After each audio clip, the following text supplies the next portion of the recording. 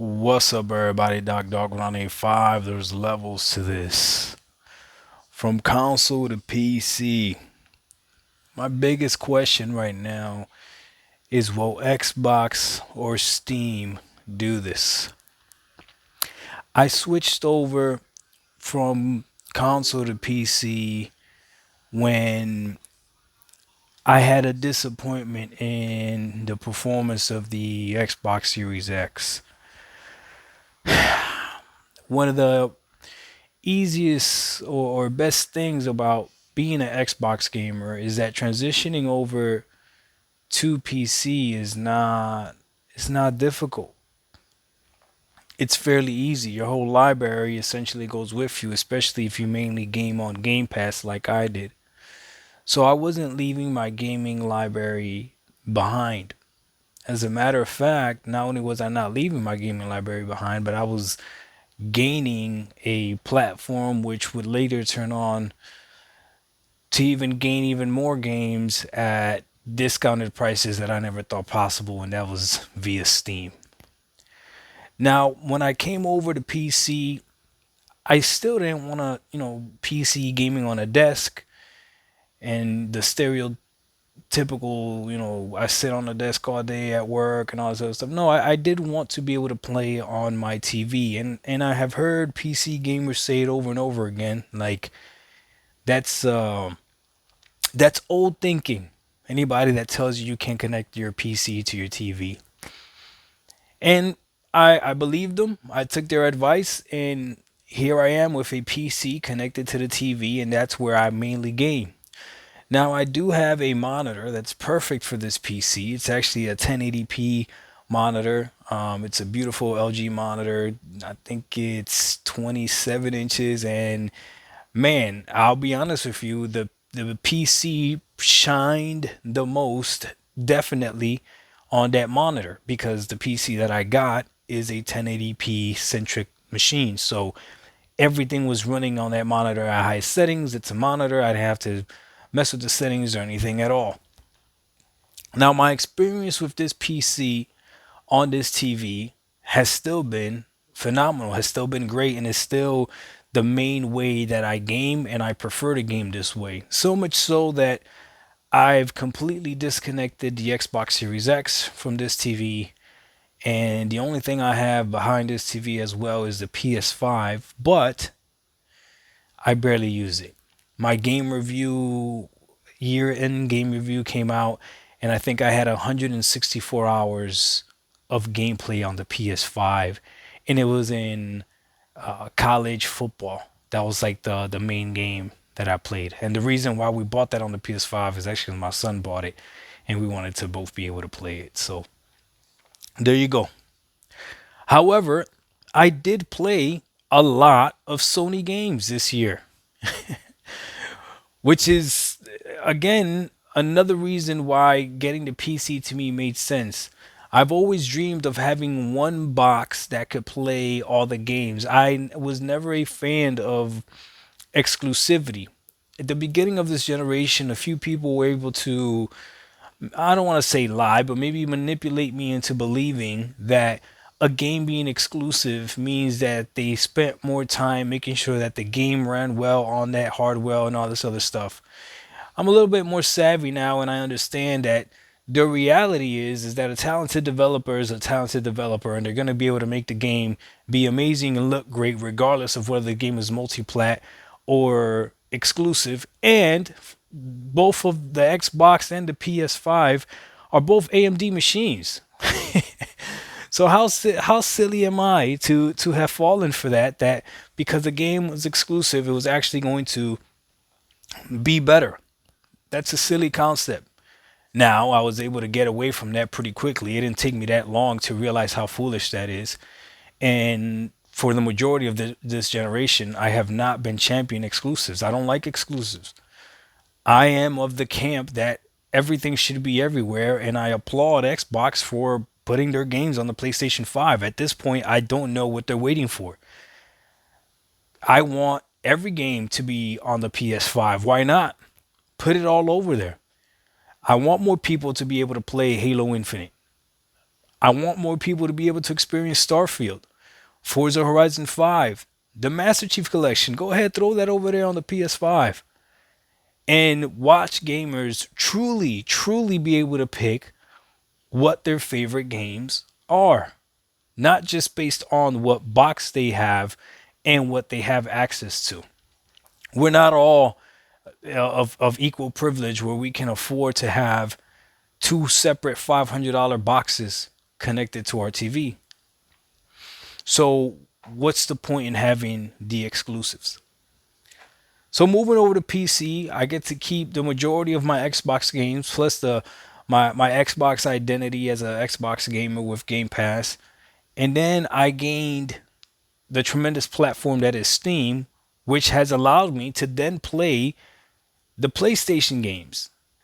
So again, even though when you look at my PlayStation wrap up, you're gonna see that I only played 164 hours on my PS5. Don't get it twisted. This year I played PlayStation games. I played Days Gone on my PC. I played Ghost of Tsushima on my PC. I played Ratchet and Clank on my PC. Oh yeah, I played some games. Now the question is not about what I did. It's about what's about to happen and how will you choose your next platform. I've been very, very transparent on this channel, telling you my highs and lows with gaming on PC, giving you the plus and minuses of gaming on PC. I have been. And because I've been that transparent, I've even been the cause of a lot of ridicule. People have made fun of my Walmart PC.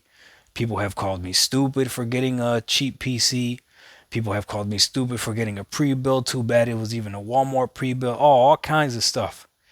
Now, it's not everybody. It's a small minority. I believe the majority of the comments, if I really sift through them when it comes to this series here from Console to PC, have been positive and people actually really trying to help, which I truly appreciate.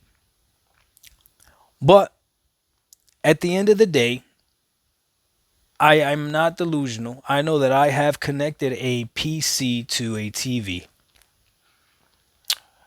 Now there's rumors out there that Steam might be trying to come out with a console, and Xbox Next Console might have Steam on it. So what does that mean to us? Apparently there's I don't know if it's a rumor or if it's been confirmed, but apparently the next Lenovo Legion Go S has a Steam button on it. So Steam Big Picture Mode is a big deal. Steam UI is a big deal. And I have used it. I have enjoyed it. However, the PC is still a PC. So my question is this. For me, I already have this PC and my P is worth upgrading. The PC experience that I have experienced so far is definitely worth upgrading, meaning that if I have $700 to spare, $500 to spare, whatever the case may be, I would be better served in spending it on an upgrade to the current PC that I have. Unless, of course, Xbox or Steam makes something extremely compelling. See, with a PC connected to your TV, you can have a console like experience, but it's not a console. It'll never be a console. Will Steam or Xbox be able to make something that is essentially a console but plays games like a PC? That really is the question. And at that point, what is the price point for it? And if it's a product that can't be upgraded like a regular PC, then will it actually be worth it? It would have to have the full ease of use that a regular console has. See, there's other PCs out there that have console like experiences to the best of their abilities, right? Things like this, the Asus ROG Ally. However, this is still a PC. No ifs, ands, or buts about it. It has the same issues that a PC will have, but because I can't fully upgrade this, it doesn't have all the advantages. And you see, that's where from console to PC makes a huge difference, because all those people that are making fun of my Walmart PC and that I got a cheap PC and all that other stuff, they don't understand that tomorrow, if I wish, I can go out there and get something that will destroy whatever console they currently have, whether it's the Pro, the X, or whatever. I have the option that if I wanted to, I could go out there and purchase the parts to turn this Walmart PC into something that will definitively destroy whatever it is that they're playing on. Or I could go out there and spend a little bit more money, but buy another pre-build that will destroy it. If you are on a console, you are stuck with the current generation of hardware. And if Steam and Xbox are trying to come out with the next generation of hardware and it's still console like, to the point where it's the same thing, you'll be stuck with whatever that next generation of hardware is. I am not convinced that that would still be the right move. I see a lot of people excited about Steam possibly making a home console and saying that that might be, challenging for PlayStation or Xbox, but I think we're at a point where every single nook and cranny matters, meaning the price of all these things matter, and exclusivity is, I don't think, is going to be viewed as the same thing. All these platforms better be able to play all these games. That's how it should be. I don't know what the future is, but I can tell you this. If the next console generation are traditional consoles and are not more PC like, I beg of you to just look.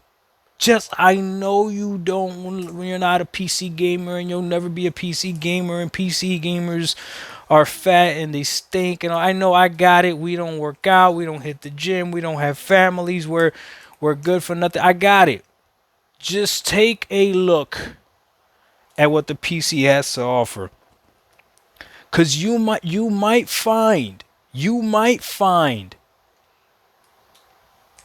that on this platform it might be more gamer centric than you think. All the options that we have might be right up your alley. But I would understand if before you jump over to PC, you wait to see what Steam has and what Xbox has to offer. And by that same token, what the PlayStation 6 might be. I think, though, that the PS5 Pro is a good idea of what the PS6 is going to be. It is going to be a console with PC options. It's going to be a console with PC presets or PlayStation 5 presets.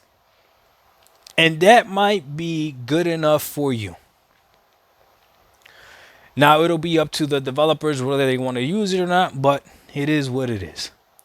I'll leave you with this. Today, I was on my gaming laptop, which is another option to go from console to PC. The advantage of a gaming laptop is, you're going to get a screen with it as well. And typically, if you spend a decent amount of money, you're going to get a really good screen that's going to be, it's going to be all in one system. However, the upgrading of a laptop is also limited, which is, again, the other great benefit of the PC is the fact that you could go ahead and upgrade it. But even with a gaming laptop, if you don't like the way your gaming laptop is performing, you could just go ahead and buy a stronger one. And there will be gaming laptops that are stronger than these consoles. Like, these are just facts. So my gaming laptop has a 4070 in it. My PC has a RX 7600. So when I tried out, what's it called, Indiana Jones, The Great Circle, the new Indiana Jones game, on my desktop PC, it ran well, ran great. I could run it at 1440p with the recommended settings of a few things on low and mostly everything on medium. Or I could run it with at 1080p with mostly everything on medium. It just depends which do I want the 1440p. Now, typically, I would use FSR or I would use RSR because I am a fan of upscaling. However, with Indiana Jones, it doesn't have FSR, so I can only use RSR, which is perfectly fine. But when I went on my gaming laptop, which has a 4070, DLSS is there. So I was able to use DLSS and I was able to run it even better on my gaming laptop, right, with the mobile 4070. All these options, all these options. I don't see how a traditional console will be compelling for me after playing on PC. But there are people out there that will tell you, I don't care about the options. I just care about the ease of use. That is my biggest thing. And the consoles do have the ease of use. So if that's all you care about and you're not somebody out here bragging about frames, bragging about resolutions, or bragging about what looks best, then by that token, you should have a Series S, in my opinion.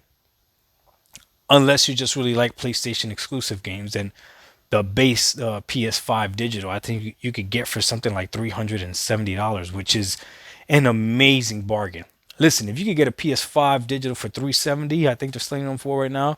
Shh, jump on that. That is an amazing bargain. But if you do care about getting the most out of your high-end TV, getting the most out of frames, having the latest and greatest in video games, then the PC route is the way to go. Unless you want to make compromise and get yourself a console. If you already have a PC, this next generation coming up, if you got a powerful PC, I think this next generation is going to be even less compelling for you. But if you got a PC like mine that might be due for an upgrade, let's wait and see what Steam does. Let's wait and see what Xbox does. And if you don't have a PC at all, no need to run out there right now and buy a PC. You could wait as well and see what Xbox is going to do and see what Steam is going to do. But at the end of the day, I think most of us are going to be playing like PC gamers. PlayStation 5 Pro gamers, they're already playing like PC gamers. As soon as they start the game, they're running into settings, changing all the different settings, trying to find out which settings they like best, which is definitely a PC thing to do. They're over there showing their FPS, which is definitely a PC thing to do. Not that it's bad though, because a console giving you these options is great. So we'll see what the future holds. From console to PC, I feel like this move was the right move since the entire industry, in my opinion, is going this way anyways. Leave your comments. Let me know what you guys think. Am I tripping? Do we think we're going to keep getting traditional consoles, or do you also believe that maybe Sony might be the only one that might be making a traditional console next generation? Or maybe I'm really off the mark. Let me know. Dark1985. There's levels to this. We out. Peace.